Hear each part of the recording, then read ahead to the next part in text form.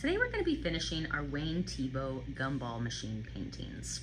Now, if you look at the real painting that was done by Thiebaud, you can see that around each of his shapes, he has added colorful outlines.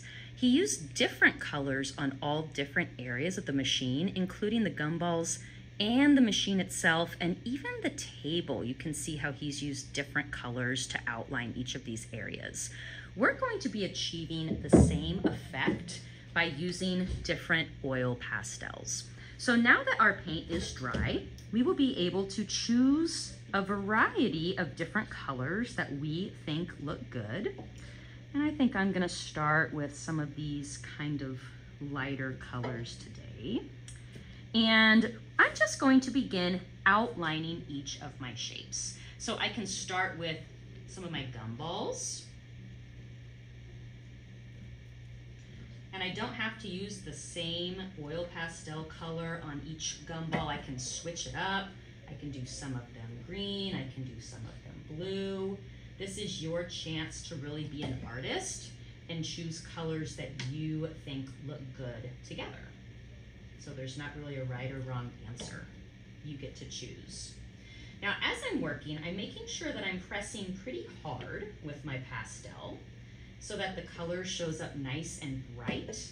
And this is also a really fun step because it can kind of clean up any of your gumballs that didn't really turn out very well. If some of them got a little messy, the outline really helps them look better. I'm also going to outline the actual glass part of my gumball machine. And sometimes I like to sort of do this like a dashed line. And you guys might remember that a dashed line is a line made up of lots of smaller lines. And then I kind of fill in the dashes with other colors. Or you could use the same color the whole time. It's really up to you. And then, of course, I also want to outline each of my shapes on the base of the gumball machine. I'm just going to keep on going, working slowly and carefully until all of my shapes are outlined. Be careful not to drag your hand across the oil pastel as you're working, because that will smear the pastel.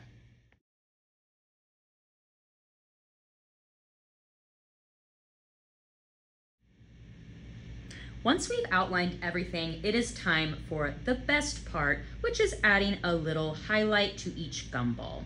I'm going to take a very small brush and I'm going to dip it into some white paint.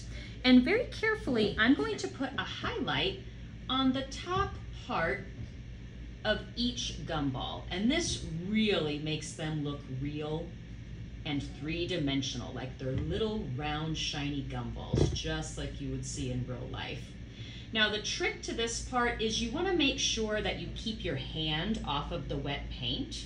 So be careful as you're working. You also want to try to put the highlight on the same place of each gumball.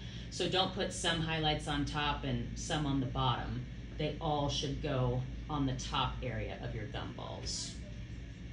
So I'm just going to keep on going, putting a shine on each one. When you've added your highlights and finished your pastel, we can leave our projects to dry.